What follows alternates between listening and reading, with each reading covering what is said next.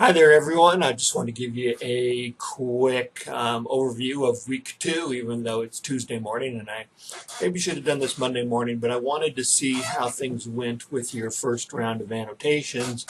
And, well, it's a mixed bag because as a classroom or as a class, you are a mixed bag of people. So everybody who submits their work will get some sort of commentary, some kind of feedback.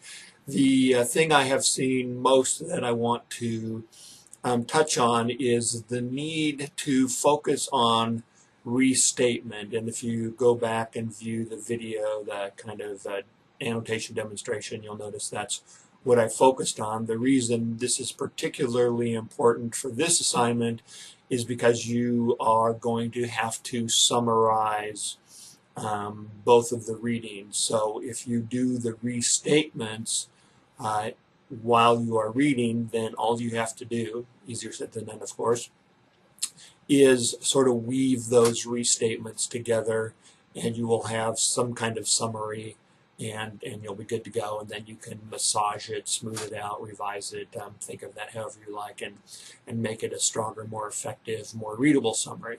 But the best way to do that is to and maybe best, you can take that word with a grain of salt, but the way I really encourage you to do it is through those annotations, the restatements on the page, and then after that you'll have a better sense of the kind of things you want to respond to and that sort of thing.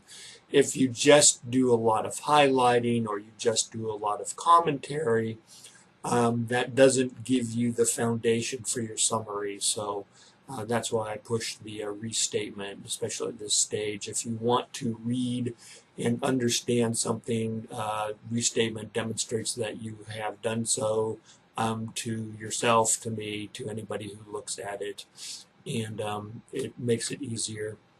The reason I teach this way is also so you can use this strategy for your other classes. If you're taking we'll just say a psychology class and you have a test on chapter 8 or whatever it is.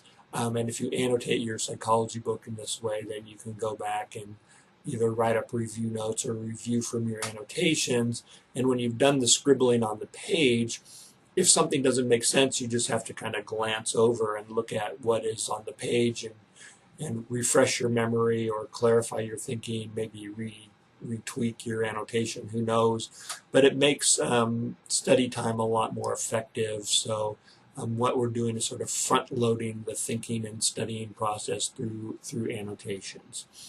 So we have another set of annotations due midnight Wednesday. So take a stab at that. Do that. Even if it's new to you, especially if it's new to you, I would say, give it a shot. See how it goes. Because if you are one of those people, and there's a few of you who did a lot of highlighting, who did a lot of underlining or boxing, and that's pretty much it, you're still in the position of having to go back and pull out the main ideas, where if you annotated already and pulled out those main ideas, you've done that work. You're ahead of the game. You're ahead of the curve. You've got that stuff taken care of, but some of you who just did a lot of like I said, highlighting, underlining, boxing kind of stuff without those annotations are pretty much still at square one with pulling out the information. And so that's why I want you to annotate. And you'll have to go back to square one in order to summarize. So get that annotation done early on when you can.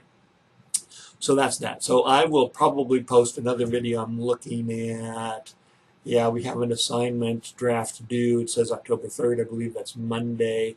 I'll shoot up another short video on those expectations. I'll just leave this to you now. And so welcome to week 2. We can say we're 10% of the time through the class. I don't think we're 10% of the work through. I've never kind of tried to calculate that. But we're on our way to getting a good start on the first assignment if you're doing what's been asked. So as always, if you've got questions, let me know. If you are late with your annotations, get them in, as long as your work provides learning value to the assignment. You'll get credit for it. But once we get further down the road and it's kind of hoop jumping, then you won't get credit for your work. And of course, you want to get credit for your work, do the work, pass the class, and all that kind of stuff. So if you got any questions, give a holler, let me know. And if you're on campus, feel free to stop by. Room 157 in Building 5. I'm around, except between 9:30 and 11:30 I'm in classes. Otherwise, I'm here. So take care. Talk to you soon. Enjoy this warm weather while we have it. And yeah, bye-bye.